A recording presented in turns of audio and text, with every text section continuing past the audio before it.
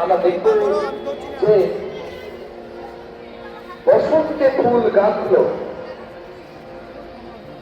যারা বিরোধী আছে বসন্তে ফুল রেডি হয়ে যান, পিছিয়ে সব এখনই মঞ্চে নিবেদিত হবে বসন্তে ফুল গাঁথল, সেই নিবেদন যেখানে আমাদের বোনেরা আবারও রঙের উৎসবে ফিরে আসবে নৃত্য ও সঙ্গীত নিবেদনের মধ্য দিয়ে।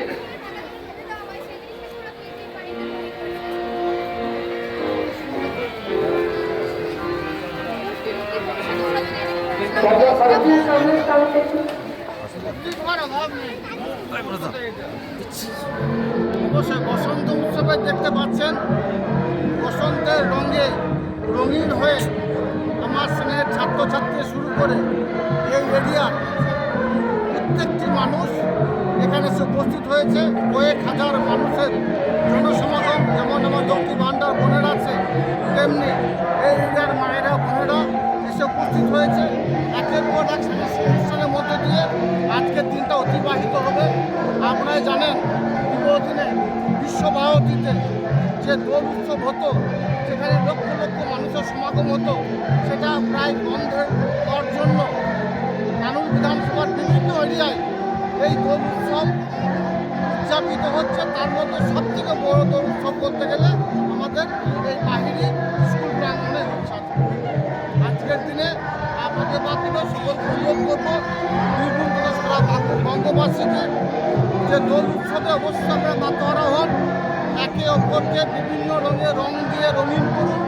আজকের দিনটা আপনাদের রঙিন হোক, সঙ্গে সঙ্গে এটাও লক্ষ্য রাখবেন এটা পবিত্র রমজান মাস চলছে, তাই যারা এই রং নিতে চাইবে না জোর করে তাদের গায়ে রং দিয়ে আজকের এই আনন্দের দিনটাকে নিরানন্দের কারণ হয়ে যেন না দাঁড়ায় সেটা সকল লক্ষ্য রাখবেন। দাদা, বিশ্বভারতীতে বসন্ত উৎসব আগে হয়ে এসছে, এবারেও হচ্ছে না। ছাত্রছাত্রী থেকে শুরু করে শান্তিনিকেতনবাসীর মন ভারাক্রান্ত, খুব মন খারাপ, কি বলবেন এই বিষয়ে? সেটা শান্তিনিকেতনবাসীও নয়, শান্তিনিকেতন এরিয়ার বাসিন্দা হিসাবে আমাদেরও মন ভরাক্রান্ত, কিন্তু মন ভরাক্রান্ত করে বাড়িতে বসে থাকলে হবে না, যার জন্যই এই আয়োজন করা হয়েছে। বাহিরি থেকে শুরু করে নানুর থেকে শুরু করে পাঁশকুয়া থেকে শুরু করে আমাদের কঙ্কাল থেকে তলা থেকে শুরু করে নানুর বিধানসভা তথা পার্শ্ববর্তী এরিয়ার বিভিন্ন এরিয়ায় এই ধরনের অনুষ্ঠান আজকে চলছে, উদযাপিত হচ্ছে এবং আমাদের পরিবারের সদস্যরা সকলে সে উৎসবে সামিল হয়েছে।